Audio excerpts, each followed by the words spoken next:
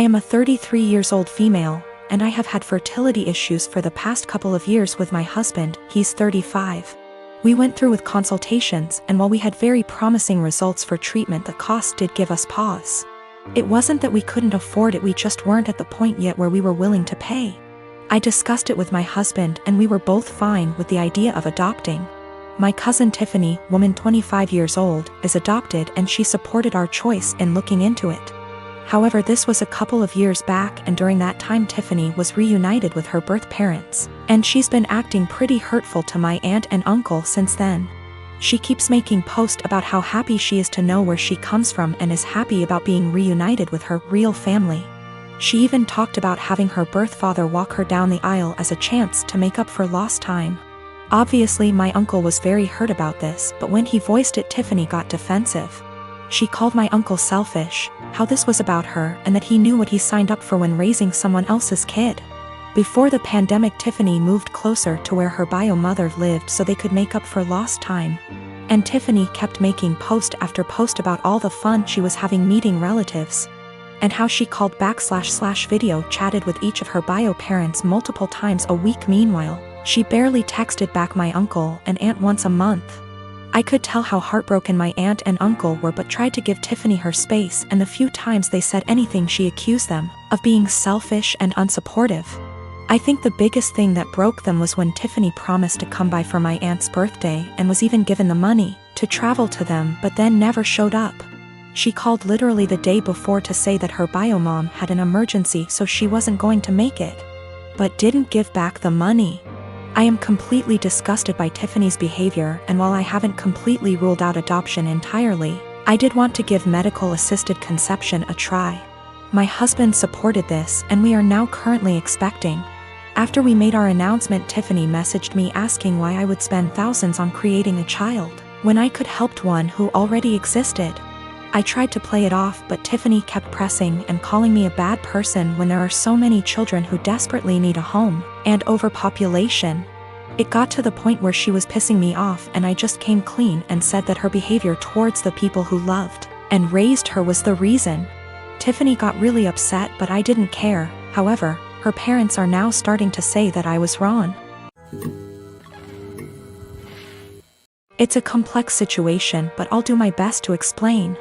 I have a bio son, Leo, 16, from my previous relationship. I married his stepmom, who is a mother of 2 boys, Connor, 20, deceased, and Derek, 12. I've never had the pleasure to meet Connor, who tragically passed away from a motorcycle accident. Derek was so devastated by this loss, and although it's been years, he's still pretty much grieving. I've seen tons of pictures and videos of Connor and made efforts to get to know who he was as a way to share Derek's grief and be there for him, to lend an ear and a comforting shoulder. It's safe to say that Derek and I grew a strong bond in no time. But my son Leo isn't close to Derek. Understandable, because not all siblings and step-siblings are the same. Leo and Derek are different in everything, which isn't a bad thing, but Leo calls himself the brutally honest type and makes insensitive comments about Derek most of the time. They tend to be under the guise of advice. Derek never complained, so I had to step in and tell Leo to stop being insensitive towards his stepbrother, especially with everything regarding Connor and his memory. Leo would say, "Okay, I get it, and I won't do it again." Days ago, Leo wanted to hang out with friends and asked Derek if he wanted to join. Derek agreed and put on Connor's hoodie before going out. Leo commented on the hoodie and called it ugly and asked him to put on something else, but Derek insisted on wearing it or not go. Leo dropped it. Hours later, Derek came home crying with his hoodie in hand. He said Leo and friends cut it into pieces while he was in the bathroom after they convinced him to take it off. I was furious. I asked Leo, and he said it was his friend's idea, then said he had to do it since Derek wears it everywhere, and it looked old and embarrassing. I reminded him who this hoodie belonged to, and he said, "So what? Maybe this will help him move on in life." I told him his birthday was cancelled and his friends aren't welcome anymore. He pitched a fit saying his birthday was a right, not a privilege, and I can't cancel it. He had my ex criticize my decision and wanted to host his birthday party, but I refused because he's grounded, so no party anywhere. She and her family called me awful and ridiculous and asked me to think how Leo will hate me for this, but I insisted he needed punishment for putting his stepbrother through this. I am a 32 years old female, and I was raised Mormon, but I'm not now, nor do I follow any other religion. My mom is still very much in the cult. As such, she has the typical Mormon mindset regarding gender roles and all that bullshit. Granted, I still think she'd be this way without her religion, though maybe not as bad. We get along splendidly, except when the topic of her religion comes up, which doesn't often. She's visiting right now. I don't see her in person much, but she came down for my birthday. It's also important to note that I have 2 sons. My 5-year-old has a mohawk. My 3-year-old has shaggy, shoulder-length hair. He's never had a haircut for a multitude of reasons, none of which would even be asked if he were a girl.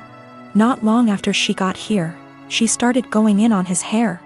This is not the first time she's given her opinion on it. Why don't I cut it? Don't I want to prevent him from being bullied? Or from people thinking he's a girl? Because he hasn't asked and I want it to be his choice.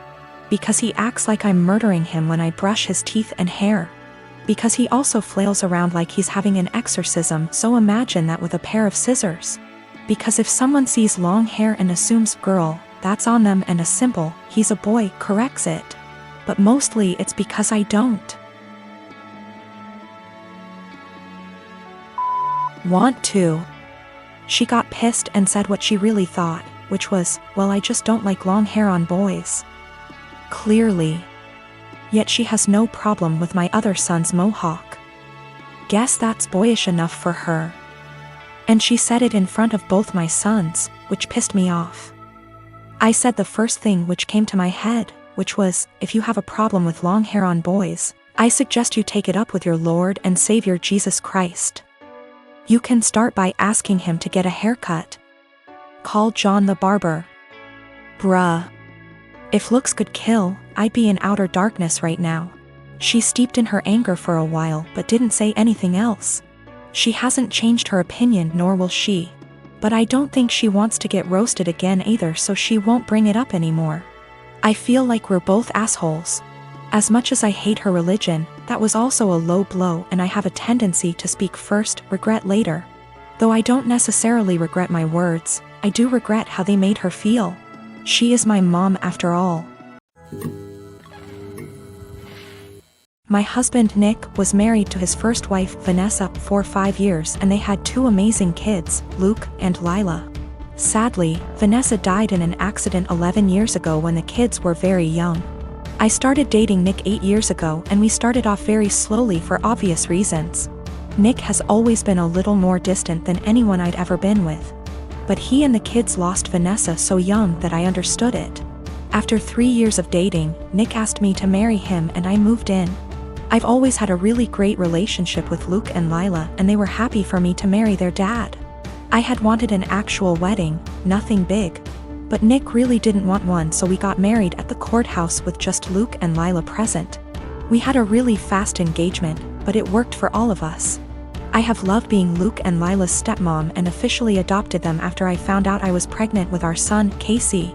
The kids have been so great with Casey and help out so much. Nick was wonderful during the pregnancy and had always been a really loving dad and husband. But Nick has been pulling away a lot the last few months. He's been even more distant than usual and working late nights and going away with friends almost every weekend. I've tried talking to him, but he's been impatient with both me and the kids. I found out I was pregnant in June and am now 21 weeks pregnant with a girl. The kids are excited to have a little sister, but Nick just seems so indifferent to everything and everyone. He's been missing soccer games, Lila's birthday, doctor's appointments, etc. Casey is too young to notice, but Luke and Lila are so hurt by their dad's absence. These kids are so good and they lost their mom so young, and I'm infuriated that Nick is ignoring the kids like this. Last week, I finally sat Nick down and told him that he needs to stop disappearing and be more present in our lives. We're going to have another child soon, and before we know it, Luke and Lila will be grown up and going to college. After an hour of arguing, he screamed at me that he wished Vanessa was still alive and that I had switched places with her and died instead. He also threw in some awful comments that I need to stop pretending I'm Luke and Lila's real mom and that I'm only half the mom Vanessa was. The final straw was him saying that he never even wanted any kids with me, but did it so I'd keep busy and leave him alone. I'm so beyond hurt right now. I know I'm just his second choice. But I've always tried to honor Vanessa and tell Luke and Lila how lucky they were to have her as their mom. I love all of our kids more than anything, and I'm just so heartbroken. Nick barely pays attention to Casey now and doesn't even acknowledge the pregnancy. He somewhat apologized this weekend and took all 3 kids to lunch, but he won't even look me in the eye. He seems like he wants to talk, but he doesn't say anything, and I'm too upset to even be near him. I'm not sure where to go from here. Honestly, I can't even be around Nick right now, and if there weren't any kids involved, I'd leave and never look back. I'm not sure if he's cheating or the thought of a 4th child is stressing him out. But I'm devastated and not sure how or why I should save this marriage, besides doing it for the kids.